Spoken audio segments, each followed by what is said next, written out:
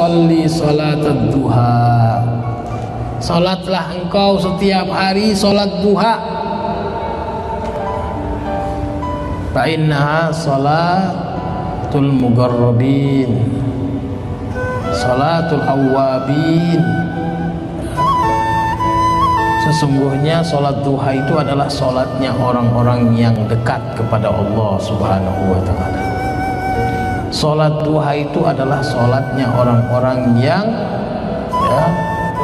selalu mendapatkan ampunan dari Allah Subhanahu wa taala. Salat duha selalu dilakukan oleh baginda Rasul sallallahu alaihi wasallam, sebagaimana dalam riwayat Ummi Hani mengatakan Rasulullah SAW salat duha 8 rakaat. Ya. Jadi 2 rakaat salam, ya, 2 rakaat salam sampai 8 rakaat. Dari riwayat lain itu sampai 10, ya, tapi yang banyak kita baca ya dari riwayatnya itu 8 rakaat. Inilah hebatnya sholat duha. Ya. Berapa banyak keutamaan orang yang melakukan sholat duha, yaitu diantaranya Allah Subhanahu wa taala mengampunin dosa. Jadi orang yang melakukan sholat duha yaitu mendapatkan ampunan dosa dari Allah Subhanahu wa taala. Yang kedua, Allah Subhanahu wa taala menggolongkan kita masuk ke dalam golongan orang-orang yang dekat kepada Allah Subhanahu wa taala.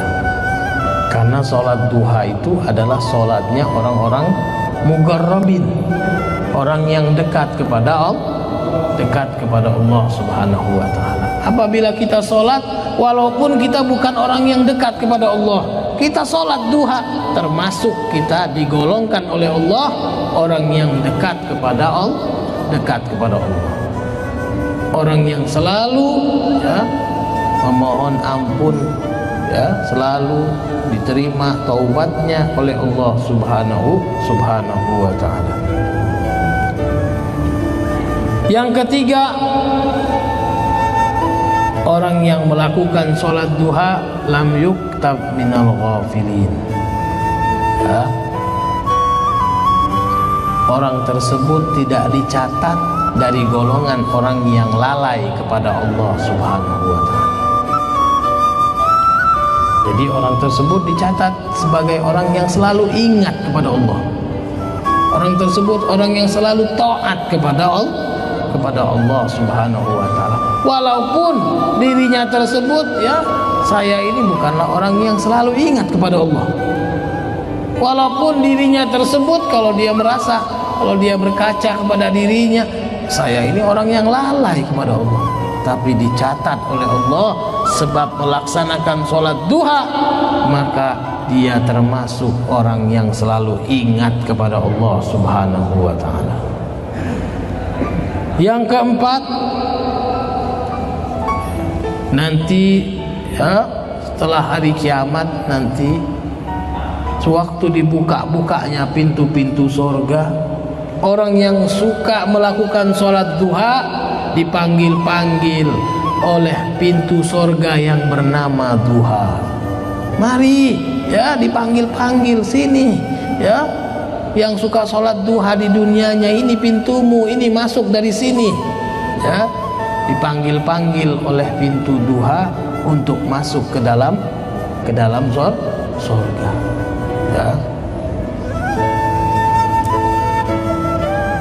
Yang kelima, yang mana dalam hadis qudsi Allah Subhanahu wa taala mengatakan, wahai anak Adam, la tatrukud duha. Maksudnya, wahai anak Adam, jangan tinggalkan sholat duha. La tatruku ya. Rakaat duha yaitu salat duha, la tatruku salat duha, jangan tinggalkan salat duha. Fi yaumika, pada harimu, li'anni, ya, karena aku, kata Allah, sayakfika fi yaumika, ya, karena aku, Allah, akan mencukupi di harimu, kebutuhan di harimu. Nah, itulah kata orang, kalau mau rizkinya ngalir, ya, lancar, jangan tinggalin sholat duha. Nah ini, ya, ini Allah Subhanahu wa Ta'ala mengatakan kepada kita, anak Adam, jangan, wahai anak-anak Adam, jangan tinggalin, ya, melakukan, ya, 2 rakaat sholat duha atau lebih, ya. Karena apa? Karena aku, kata Allah, akan mencukupi kebutuhanmu. Jadi bagi siapa yang mau, ya, kebutuhannya dicukupi oleh Allah, jangan tinggalin sholat duha, ya.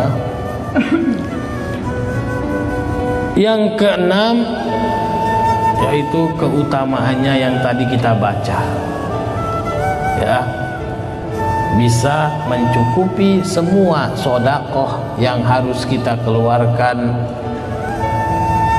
dari sendi-sendi yang telah kita pakai setiap hari di badan kita, dari sendi-sendi yang kita pakai setiap hari di tubuh kita, ya, dicukupkan oleh Allah Subhanahu wa Ta'ala dengan melakukan 2 rakaat sholat duha.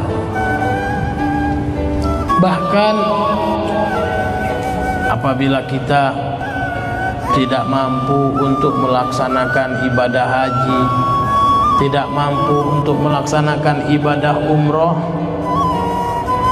maka ada di dalam hadisnya Rasul Sallallahu Alaihi Wasallam, apabila seorang sholat subuh, idza sholat subha, apabila seorang sholat subuh, wa jalasa, dan dia setelah sholat subuh tersebut duduk, ila antatul as-syams, sampai kapan? Sampai terbitnya matahari. Terbitnya matahari di situ qadra rumhin, seukuran tingginya matahari itu 1 tombak. Wa shallal isyraq, itu sholat isyraq adalah sholat duha. Rakaatan 2 rakaat sholat isyraq, sholat duha,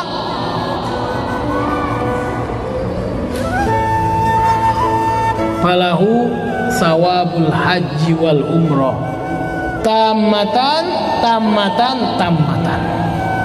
maka baginya Allah berikan pahala haji dan umroh sempurna, ya. Jadi kalau kita mau mengetahui betul-betul, ya, pahalanya, pahala hajinya betul-betul, pahala umrohnya betul-betul, yaitu dengan apa? Dengan sholat subuh di masjid, terus kita duduk, ya, duduk tersebut kita berzikir, membaca Al-Quran, kita belajar, sampai kapan?